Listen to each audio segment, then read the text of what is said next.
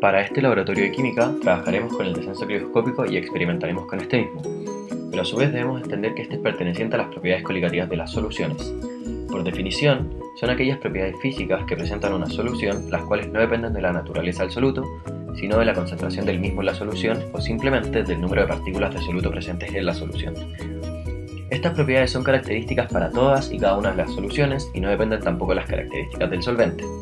Entre las propiedades tenemos la variación de la presión de vapor, la disminución del punto de congelación, el aumento del punto de ebullición y la presión osmótica. La propiedad de la variación o descenso de la presión de vapor depende de la cantidad de moléculas de soluto en una solución, o en otras palabras, de la concentración del soluto. Esto es porque estas moléculas de soluto chocan con las de solvente para impedir que éstas pasen de líquido a vapor. Es por eso que mientras más soluto se añade, menor va a ser la presión de vapor. Un ejemplo de esta propiedad se puede apreciar al agregarle azúcar a un café, ya que con esto empezará a salir menos vapor. Luego está la propiedad de elevación ebullioscópica, o aumento del punto de ebullición, que trata de, como dice su nombre, elevar el punto en el cual ebulle un solvente. Esto se logra mediante la adición de un soluto. Es así como lo normal es que el punto de ebullición de una solución sea más alto que el de un solvente puro. Un ejemplo muy común y cotidiano de esto es cuando se añade sal al agua, lo que genera que esta solución tenga un punto de ebullición por sobre los 100 grados Celsius, que sería lo normal al intentar ebullir agua. Por otro lado, la propiedad de la presión osmótica está claramente conectada con el proceso de osmosis, el cual se entiende como el paso del solvente a través de una membrana semipermeable. Como propiedad coligativa, dice que un soluto ejerce presión osmótica al enfrentarse con el solvente solo cuando no es capaz de atravesar la membrana que los separa. Entonces, la presión osmótica en una solución sería la misma que la presión necesaria para evitar la entrada de agua cuando ésta está separada del solvente por una membrana semipermeable. Un ejemplo en la vida cotidiana está al alinear la ensalada con sal, ya que gracias a la diferencia de concentraciones de soluto en el alimento, este se deshidratará rápidamente.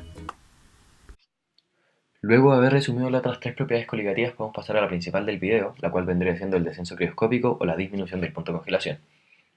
La explicación del principio se debe a la disminución de la temperatura del punto de congelación, que experimenta una disolución respecto a la del disolvente puro, por lo cual dentro del descenso crioscópico hay que tener en cuenta que es una propiedad coligativa, como dijimos anteriormente.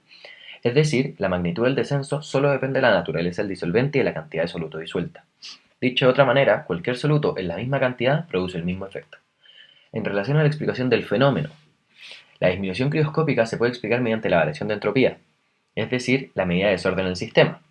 En el caso del líquido, nos encontramos en desorden debido a que las partículas, ya sean las moléculas, los átomos, los iones, no logran ocupar un lugar determinado ya que éstas están en un movimiento. Y además de las partículas líquidas en movimiento, también lo están las partículas del soluto, lo que produce que el sistema esté aún más desordenado. En el caso de los sólidos, no nos encontramos en desorden, ya que estos ocupan una posición fija y solo vibran. Con ello podemos entender que las temperaturas de congelación de las disoluciones son siempre menores que las del disolvente puro, debido a que la disolución tiene más desorden que el disolvente líquido puro.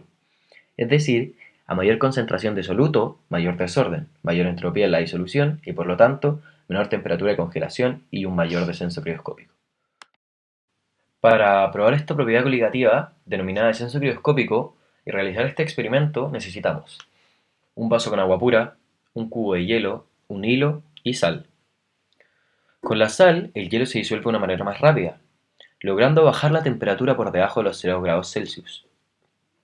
En unos segundos, el agua, la cual está en contacto con el hielo, se congela por el inminente descenso de la temperatura, lo cual genera que el hilo quede fijado al hielo. El agua, en su condición normal, funde a 0 grados Celsius, pero al añadirle sal hace que este punto de fusión disminuya por debajo de los 0 grados. Existen algunos casos que al añadir una gran cantidad de sal a la disolución, ésta es capaz de llegar hasta los menos 23 grados Celsius. Por lo que podemos decir que acerca del resultado de nuestra experimentación, se puede concluir que en una primera instancia, que al añadir un soluto a un disolvente se logra formar una disolución cuyas propiedades coligativas son distintas a las del disolvente puro.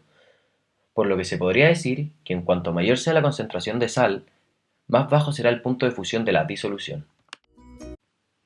A su vez, debemos entender que esta propiedad logra tener utilidades en nuestro día a día, como por ejemplo la de añadir sal al hielo para lograr enfriar los refrescos de una manera más rápida y también añadir sal a las carreteras para evitar que se forme el hielo en estas.